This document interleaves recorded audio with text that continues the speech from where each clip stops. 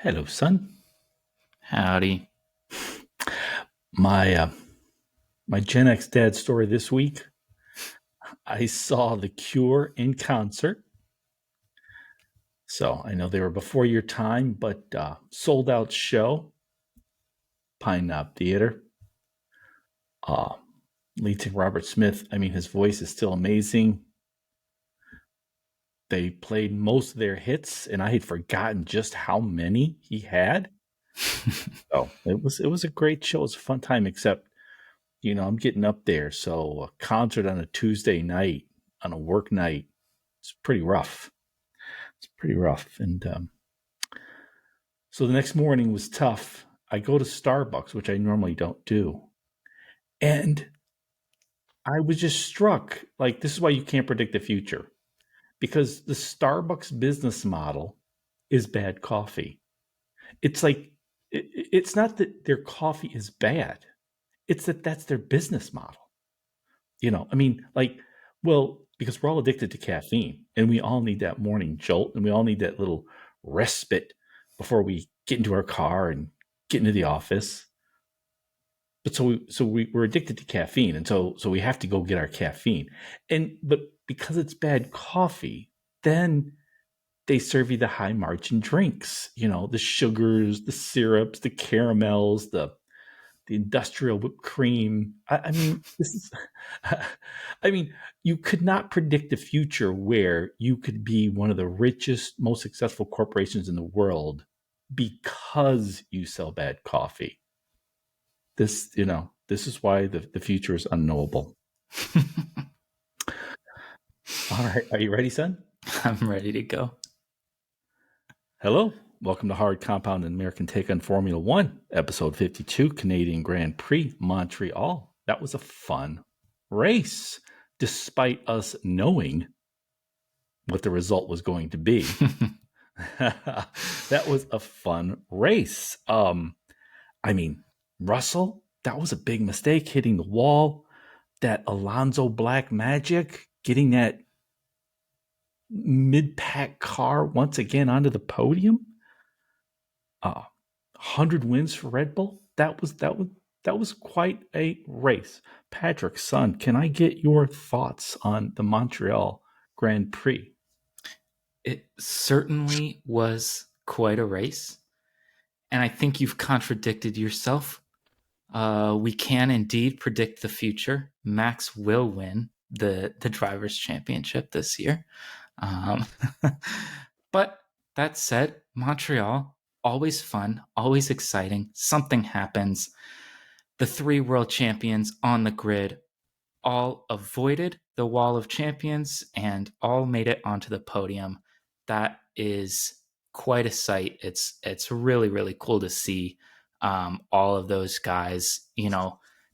The young gun Max already has 2 championships to his name, going for I think several more by the end of his career. And then the old guys, Alonso and Hamilton, who will go down as greats in the sport, hanging in there and just driving so well in really good cars. The second and third best cars probably on the grid. So it's just so fun to see. It is, and I've said this before. I think you have as well. In a couple of years, we may not have Alonso. We may not have Hamilton. We may only have one world champion driving.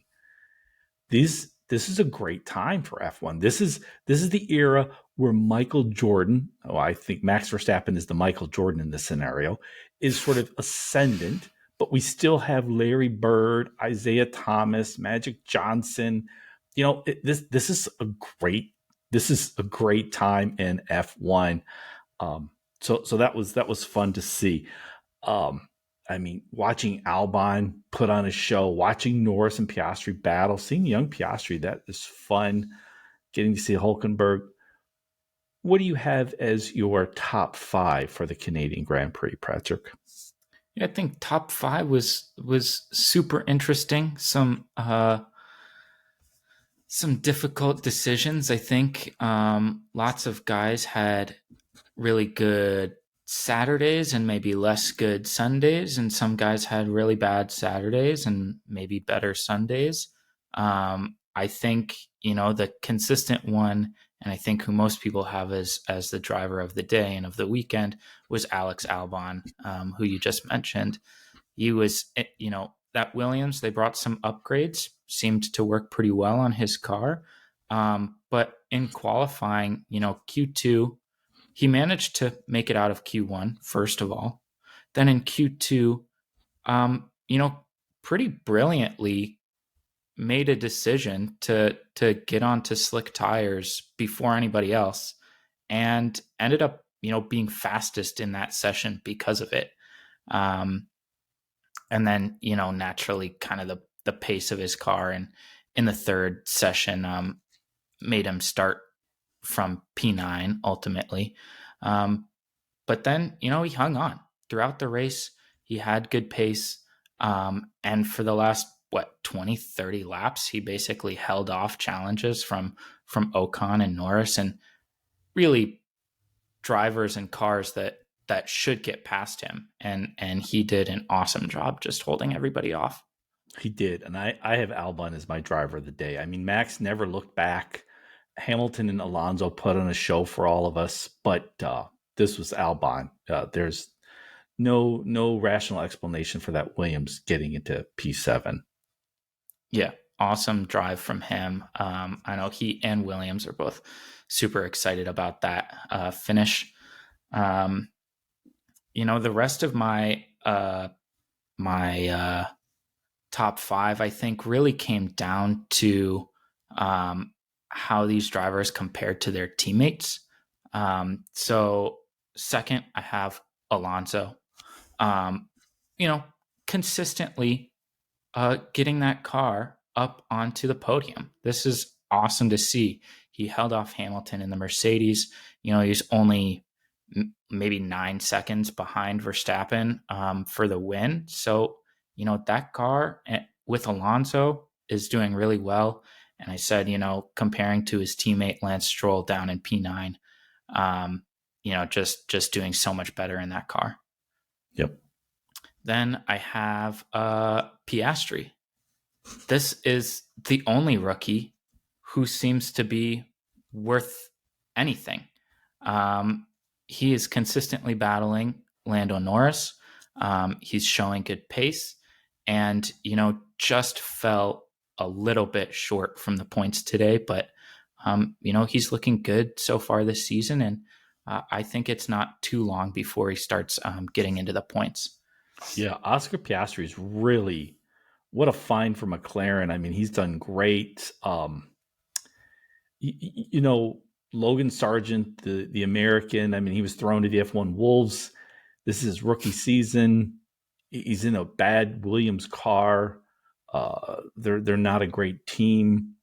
This is tough. So maybe that's explainable. But with Nick DeVries and AlphaTauri, he had so much experience, so much success elsewhere, and F2 and F2 and Formula E.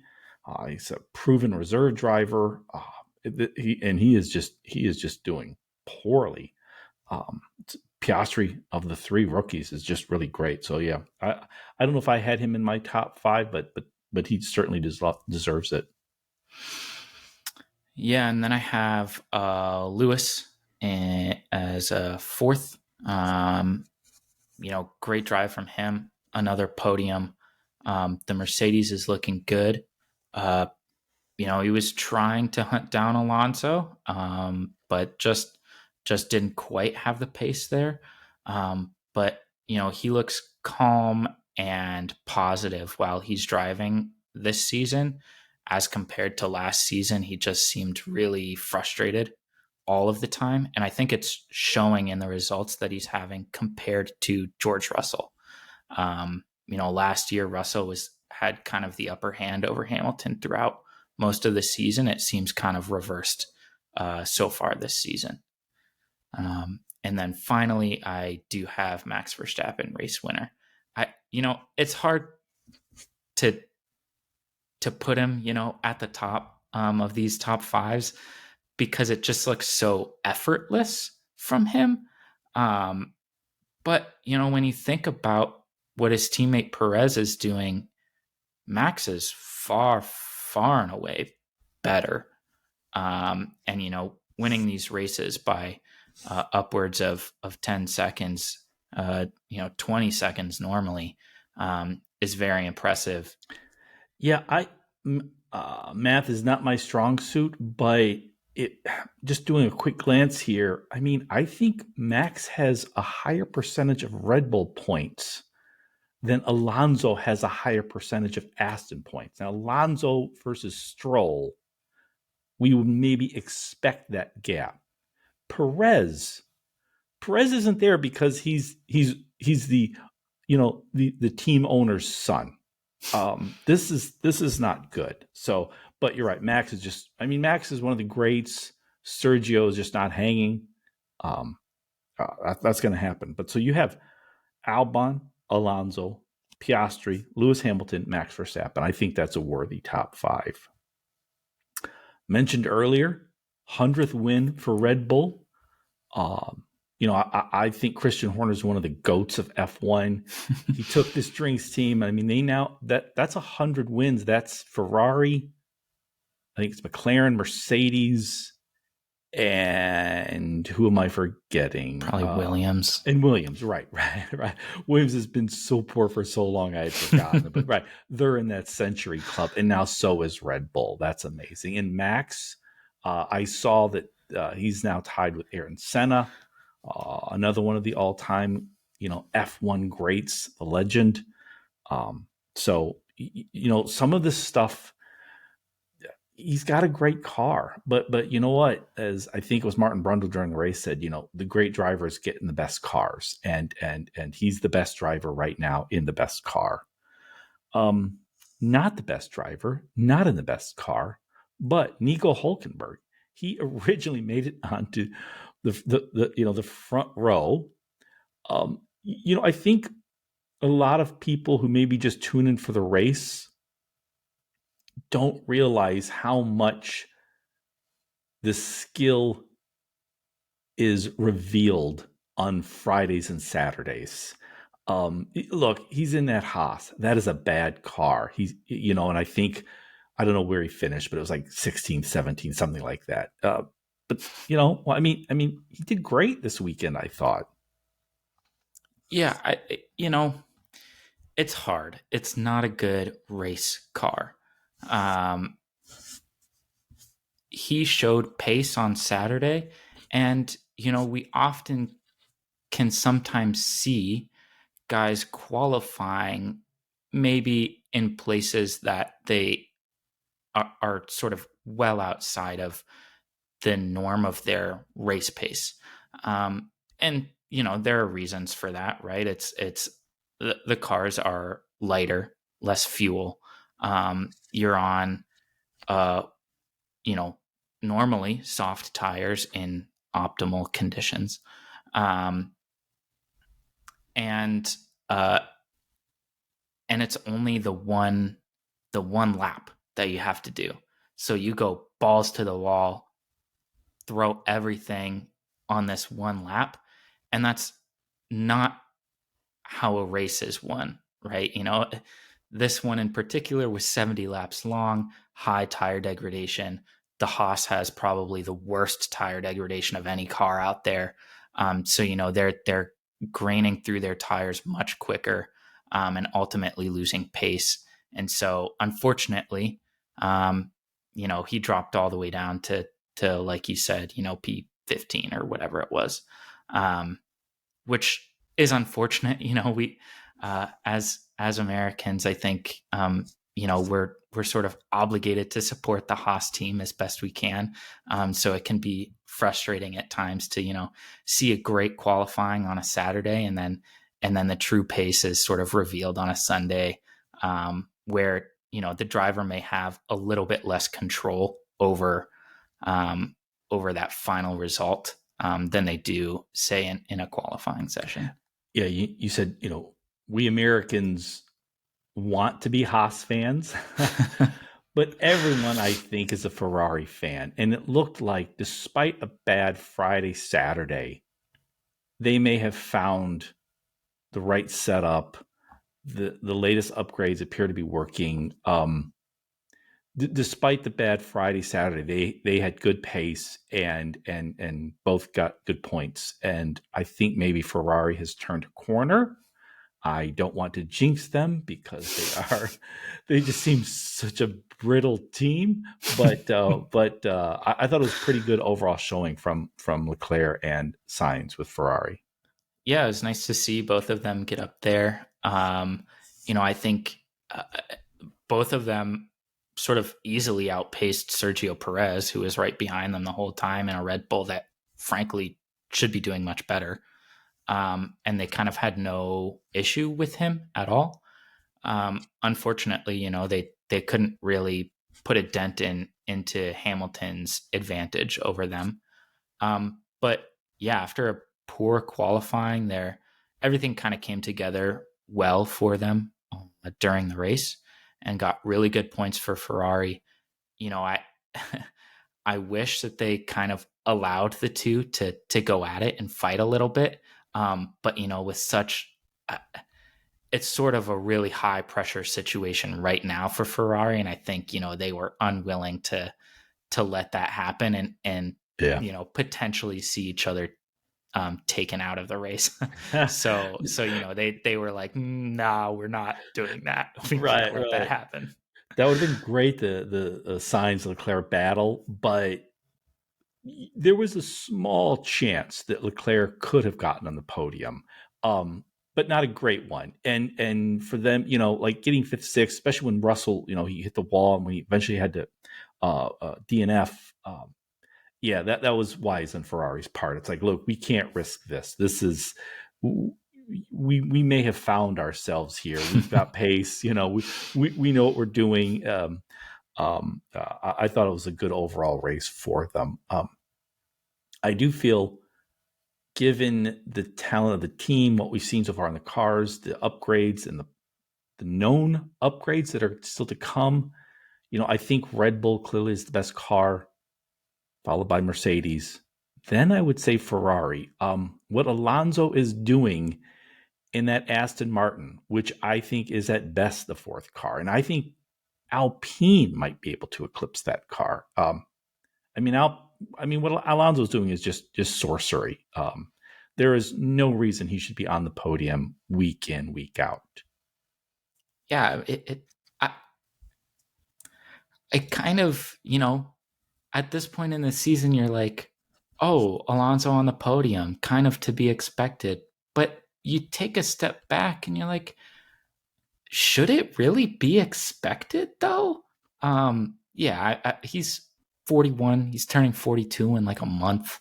Um, I don't know. I'm probably going to be in bed by like 8 o'clock when I'm 42. So, it's pretty incredible what he's been able to accomplish this season. And, it's great to see.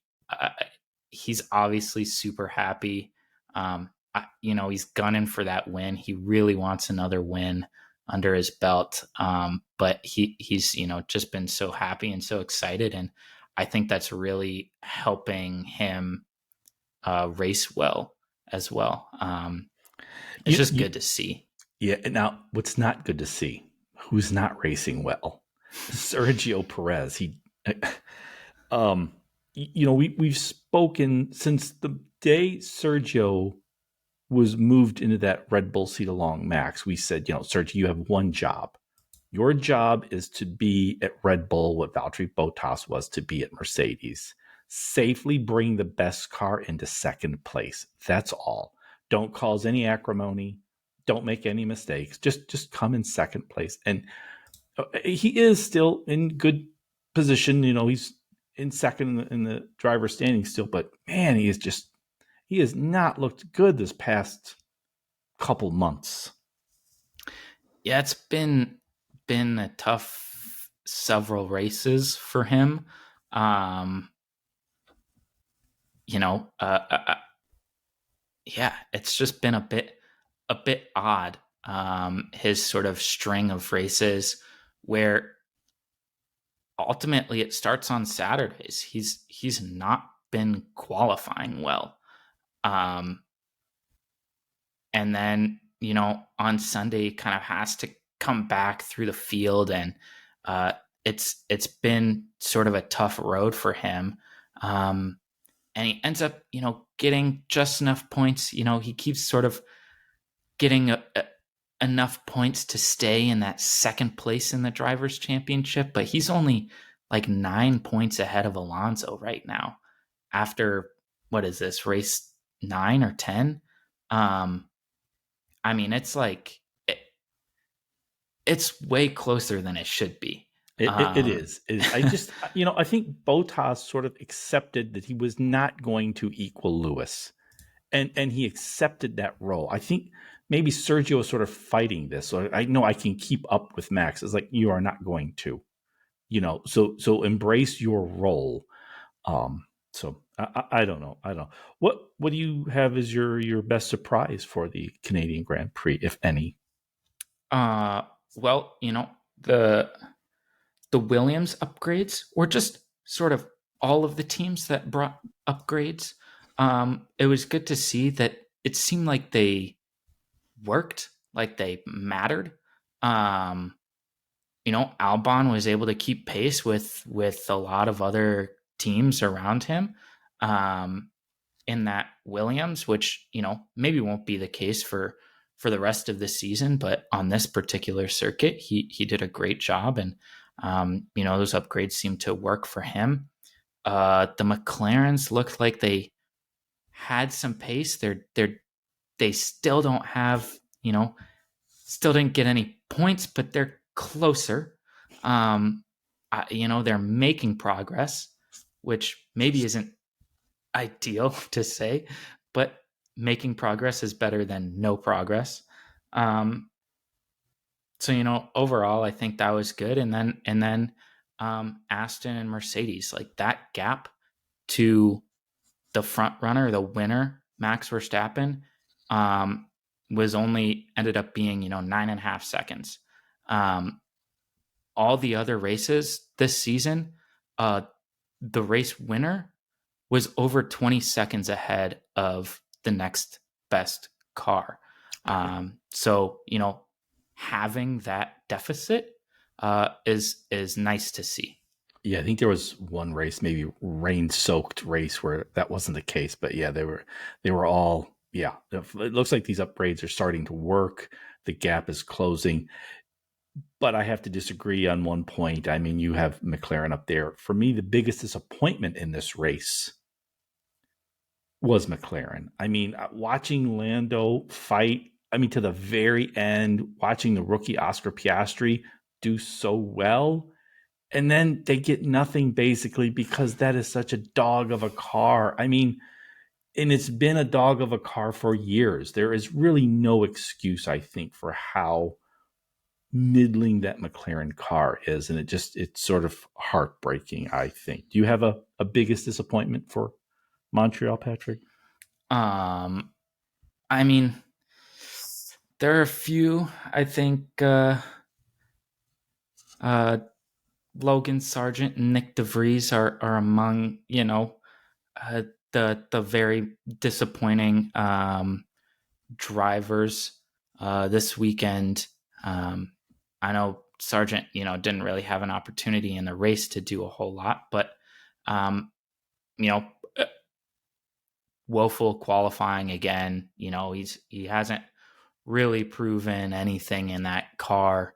We talked about DeVries earlier, just still not doing anything, kind of, forcing Magnussen off the track and ruining his race as well. Just tough to see those guys really not performing as you would hope they would. Yeah, like I said, I have high hopes for Logan. He's the lone American driver, but Logan Sargent, but that's tough. And Nick, I can't really explain why he's just still doing so poorly. Who do you think belongs on the virtual podium this week, Patrick? I think that, well, I saw one thing that I thought was kind of fun. Um, and that was the Haas team principal, Gunther Steiner, went and visited the Montreal Canadiens facility and team. He spent some time there uh, during the week, and he suited up in goalie gear, and took some shots. I don't think he knows how to skate, so that was kind of funny to watch. But I just like the fact that teams generally try to embrace the kind of spirit and culture of the places that they go to. It's a global sport, and it's good to see that everyone kind of enjoys that aspect of the sport. Switching to the soft compound. It was only a few years ago, Patrick, when we were telling folks, man, why aren't you watching the F1 race? Why aren't you getting up early in the morning to watch F1 in Silverstone, in Austria, in Barcelona? Nobody we knew would watch F1. And now, not only is it amazingly popular, it's amazing to watch how the gatekeepers, those who pull the levers of culture, are embracing F1. I saw just this past week, Brad Pitt is working on a big budget, Hollywood funded F1 movie. The Felicity Jones, the woman who was in the only good Star Wars movie of the 21st century, she's going to be in a series about F1, some sort of drama series. I think she's playing the Claire Williams role, so maybe it's about the Williams family or a sort of a facsimile. We're seeing rappers on the grid, where there's always stars on Martin Brundle's grid walks. It's amazing to see. I turned for a few minutes.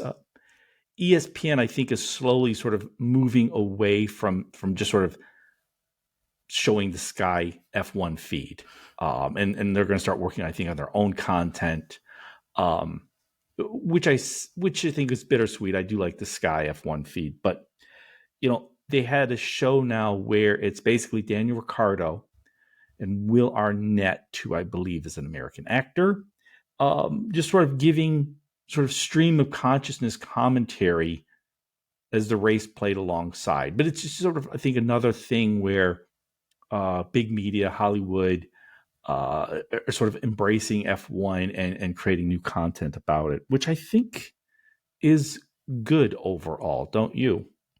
Yeah, I agree. I do think it's good overall. I think it would be a good thing if ESPN actually created their own broadcast of these races and race weekends. I think when Sky comes to North America, they have kind of several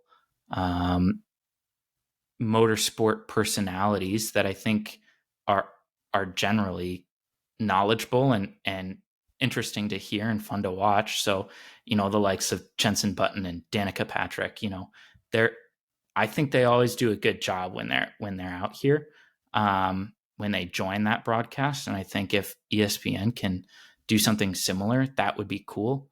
I don't love what Ricciardo and Will Arnett ended up, doing, the whole, like, the grandstand, whatever it was called. It's just not my thing. I think it takes away from the actual sport itself.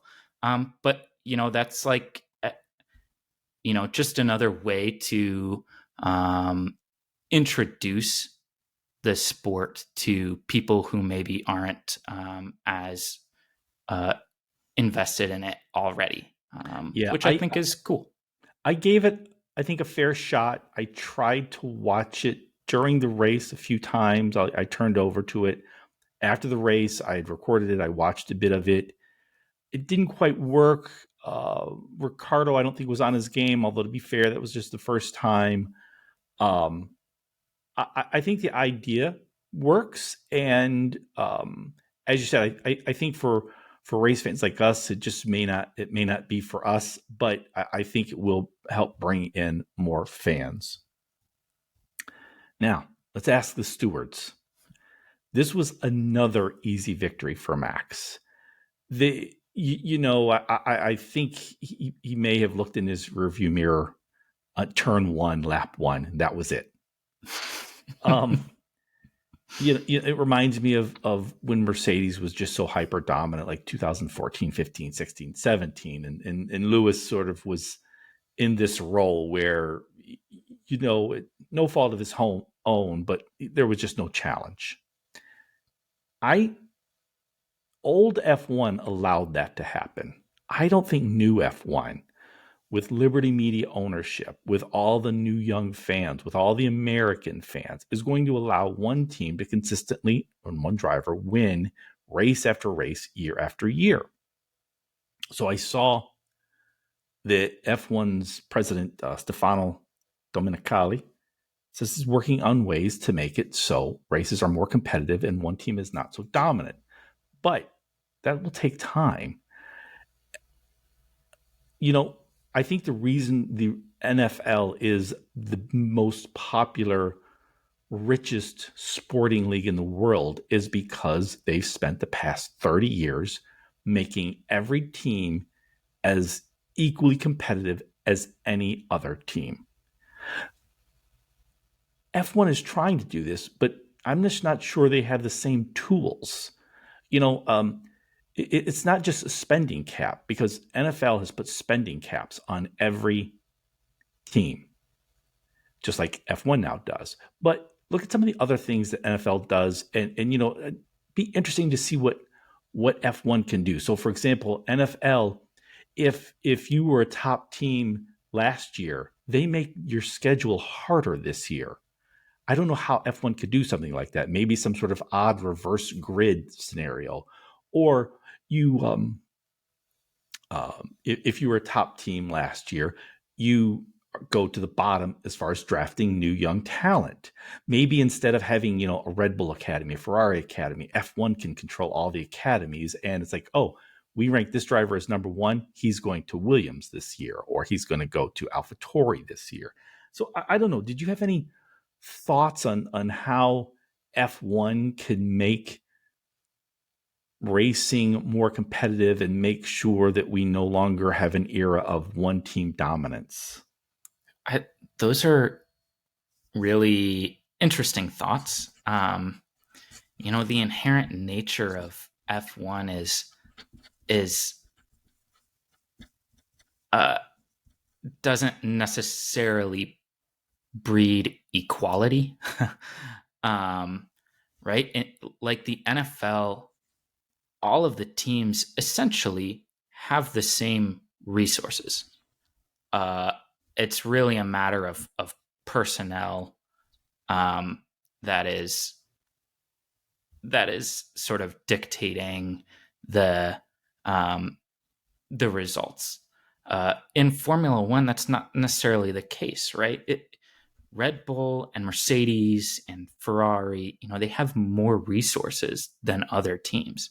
And it would be, I think, a little bit ridiculous to sort of for Formula One or the FIA, the governing body, to sort of equally spread around all of those resources, right? Everyone has to pay into a pot, and we'll equally distribute it.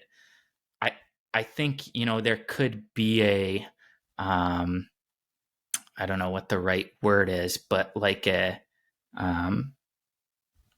sort of a meeting of the minds, if you will, where you have a group of engineers who consistently will I don't know, just like travel around to all the different teams, right? So you move engineers from one team to another, and it's not, constantly Red Bull isn't hiring the best engineers and paying them more than anybody else. And, okay, so then they're going to have the best car, right? It's like, it, yeah, it is a matter of resources, right? So, Right. But yeah, I mean, like just at trying to some equate everybody is challenging. yeah, I mean, at some point you're going to have a Max Verstappen, who's I just think talent wise better than everyone else currently. You're going to have an Adrian Newey, who is just sort of, a step above most others. So, um, but I do think they should continue to look at ways of making the races more competitive. However, I did note, so it's good that we're offering Stefano our advice here because I saw in a separate interview he was talking about the Concord agreements, which is just sort of all the teams and sort of what they agree on as far as things like spending, rules, regulations, and so forth.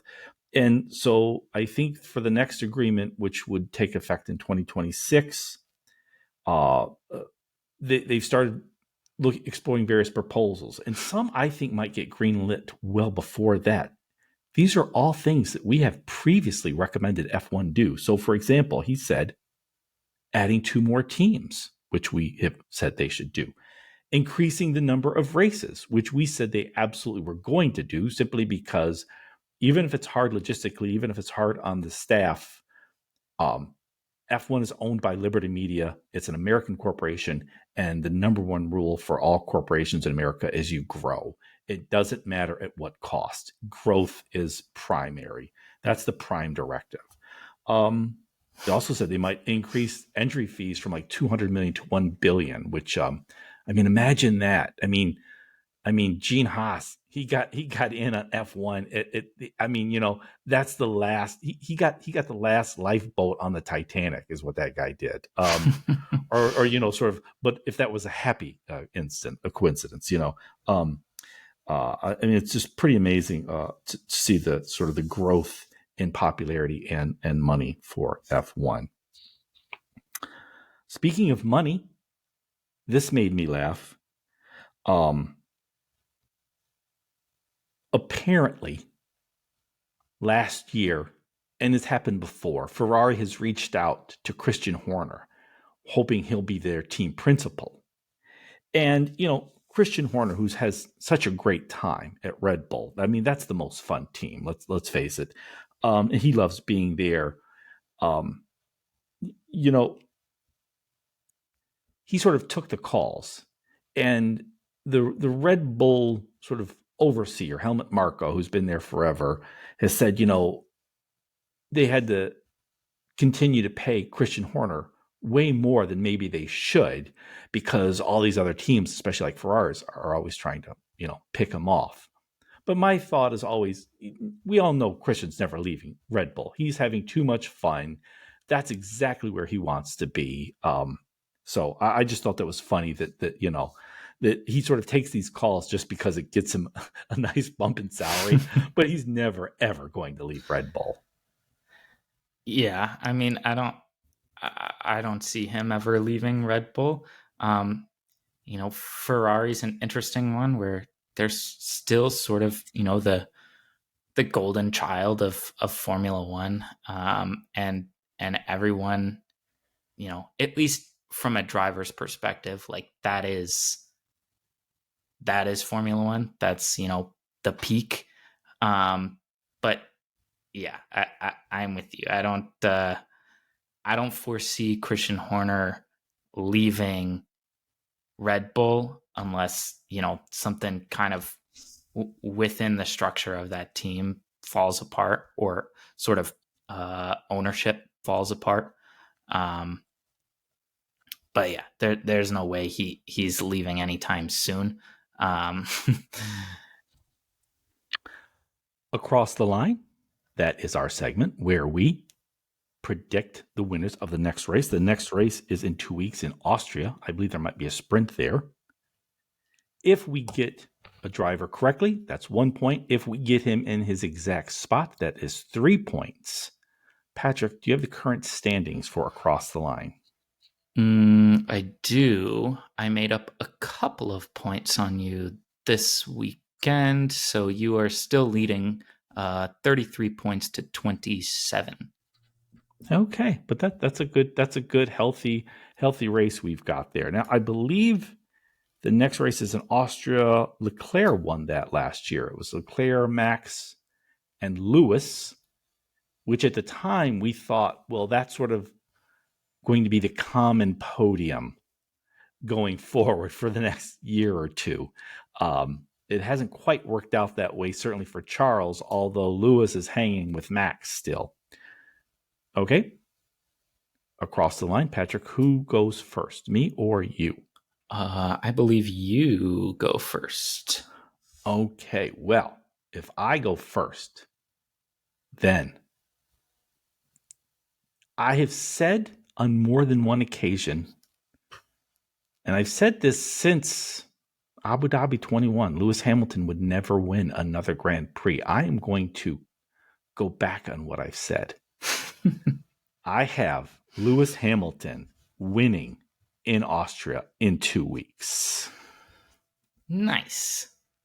That would be quite an accomplishment for Lewis.